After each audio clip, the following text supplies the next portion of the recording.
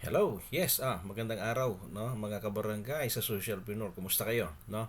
Ah, Once again, I'm Jovi Blancy. I'm your marketing manager, no. So, ang video na ito, no, ginawa ko talaga ito para turuan yung ating mga bagong distributor kasi maraming nagtatanong, hindi pa rin nila alam kung paano gamitin ang kanilang back office or yung system na i-provide ng ating company sa kanila, no? So, ang tanong, paano ba ako mag-encode? Paano ba ako mag-sponsor, no? Paano ako mag-activate ng aking downline, yung na-sponsor ko? Okay. So, ito po yung video na ito, intended ito dun sa ng mga members na hindi pa alam paano gamitin ang ating system. Okay? So, this is how to encode and activate your sponsor, no? So, now, of course, ang prosesong ito ng pag-encode ay kung kayo mismo ang mag-encode ng inyong downline sponsor. Kayo mismo. No? Ibig sabihin, yun, nag-sponsor ka, paano mo siya i-encode? Kasi dito, kumbaga, di ba, hindi na natin kailangan ng application form. No, hindi mo na kailangan ng application form dahil kayo mismo po ang mag-i-encode talaga. Yun po talaga ang kailangan. Okay? Una, anong benefits? Una, para hindi na mapupunta kung saan-saan yun. Kasi may mga cases tayo dito, pina-encode sa iba, yun ay nangyayari, napunta sa ibang, you know, napunta sa ibang upline tuloy yung kanyang sponsor. So dito, maiiwasan natin. Maraming cases na gano'n. Hindi lang dito sa ating kumpanya, bagkos sa ibang company, nangyayari ito. No? So, kumbaga, negosyo mo yan, kailangan mo talaga siyang aralin. Pag hindi mo ito inaral, ay mahihirapan kang palaguin ang business mo. Okay? Napaka-importante. No? Basic knowledge na kailangan taglay ng isang miyembro ng socialpreneur. Okay? Una, dapat alam mo kung paano you know, alam mo kung paano mag-login sa inyong account.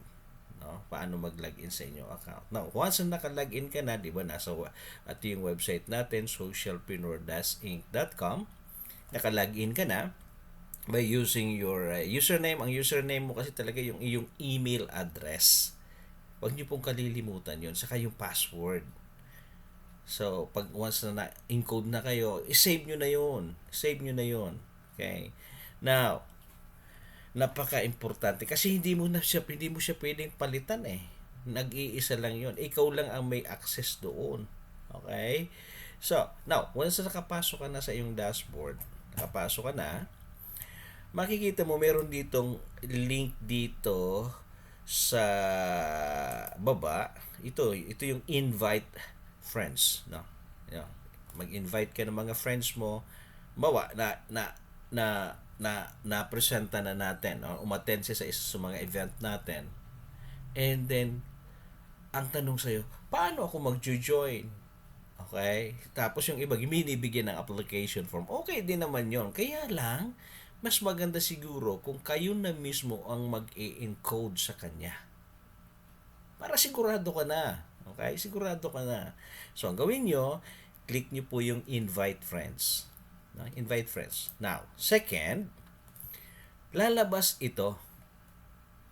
May invitation. No? Invite your friends, make them your leads. No? Ito yun, share this referral link and get a chance to earn. Okay? So, gagawin mo, ito yung link. So, this link, ang gagawin mo dyan, click mo lang ito. Ito, click mo to. Coffee referral link. No? Pag nakopya mo na yan, gagawin mo, punta ka sa browser. No? Punta ka doon sa browser, no? Doon.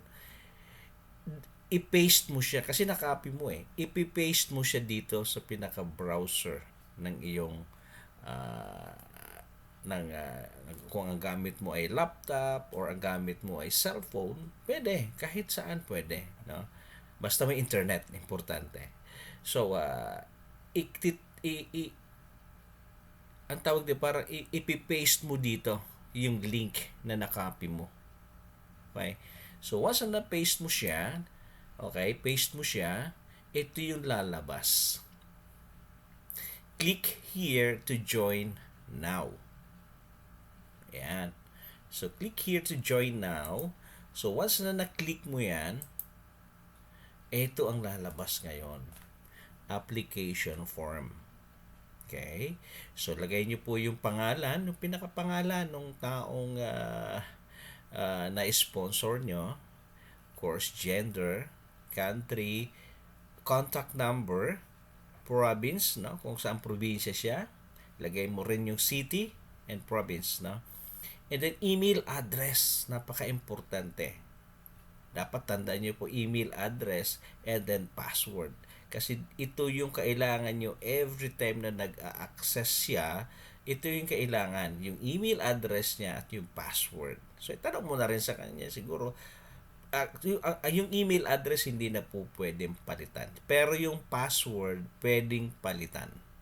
Okay? Pwede ma-edit yan. No? And then, bago nyo i-click yung create account, tick nyo muna ito sa baba. Ito, by clicking sign up, I agree to the terms and use and privacy policy. Okay. So, parang, ayan, ang nangyayari dyan. Okay. Now, lalabas, ito. Ayan. Nag-type, sinulat mo kaya lang for the purpose naman na, for privacy. So, hindi ko na, okay. Kasi actual po kasi ito no, ginawa ko. So, sinade ko yung part ng pangalan niya, contact at saka email. Anyway, ganun lang naman ang gagawin niyo, no? And then, pag clinic niyo yung create account, automatic registration successful. Your account has been successfully registered. Then, okay mo lang yon. Okay? So, ngayon, ang gagawin mo, para test mo siya, punta ka uli sa website and then mag-login ka, click mo yung login and then type mo yung email address ng taong in-encode mo saka yung password. Sign in. Yeah. Now, ito yung lalabas. Okay. We have detected that you don't have a slot yet. So, sabihin, may account na siya, lamang hindi pa siya activated. Hindi pa siya activated. Okay? Na ang gagawin, ibig sabihin yan, hindi pa siya activated. Next step, punta kayo sa isang distribution center, sa malapit sa inyong lugar, or sa mismong office ng socialpreneur para mag-purchase ng package. No? Saka nyo gawin ang susunod na step. Once na nakabili na kayo, na-process na ng distribution center or ng office, okay, kasi pag pumunta kayo sa distribution center, bigay nyo sa kanya yung email address. O, para kanino itong package na to? Let's say, platinum package. Para kanino to? Or silver package. Para kanino to? Ha? Hahanapin sa inyo ng distribution center or ng office mismo yung email address ng taong paglalagyan ng code. Okay? Once na nagawa nyo na yon, ang gagawin nyo, para ma-verify mo siya na pumasok na nga ba talaga yung binili, no? Yung binili ninyong package,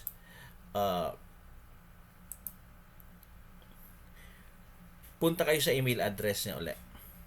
Punta kayo sa mag-access uli kayo dun sa account ng taong nung in-sponsor mo, email address niya and then of course yung password to verify kung pumasok na ba yung code na binili mo. Okay? Sign in ka dyan, lalabas po ganito itsura. Ito na. Andito na yung code. Pumasok na. Okay? So, ang gagawin nyo, click here. Click mo to, part na to, and then, ito yung lalabas. No? So, enter your code and PIN. Ayan na yung automatic naman siya, nakalagay na siya. And then, i-verify mo na lang. Verify. So, ito yung lalabas. Okay? Then, verify sponsor. Siguraduhin nyo kayo yung sponsor. Makikita nyo po yon. Ito yung sponsor code ninyo. Ibig sabihin, kayo mismo ang sponsor niya. Lalabas. Okay? Yan. So, ito yung susunod na step. So, ito yung may-ari. Ito yung pangalan ng may-ari. No? Owner after creation. Sponsor code. Okay. Sponsor's name. Ikaw dapat ang lumabas yan kasi ikaw yung sponsor niyan eh, di ba? Ito yung code, PIN, your membership is silver. Okay, so silver account, silver package yung binili mo or platinum. So, lalabas yan dyan kung silver or platinum. No? Number of slots 1 and course confirm details, right? Pag na-confirm mo yan, automatic ayan na itsura niyan. Activated na yung account mo being silver member. Okay. So, silver member. Now, yun lang. So, thank you and maraming salamat. Don't forget, by the way, don't forget na to subscribe dito sa ating YouTube tutorial no para sa mga susunod nating mga videos ano kayo nanonotify ka agad kayo, then click niyo yung bell button na para nanonotify ka agad kayo every time na may mga bago tayo video tutorials tungkol sa ating business. Once again, maraming salamat sa inyong pakikinig and my name is Jovi Blance. I'm your marketing manager for Socialpreneur. Thank you.